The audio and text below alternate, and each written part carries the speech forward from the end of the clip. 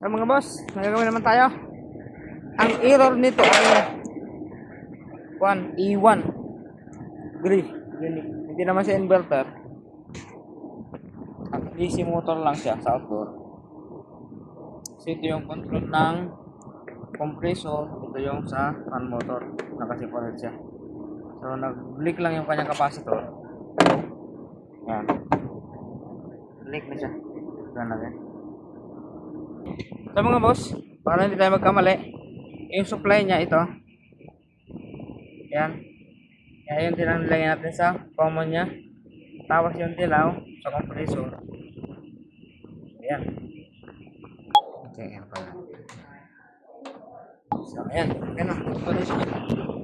Tapos na naman tayo. Kapag E1 ang problema ng aircon, capacitor lang yan. Gray.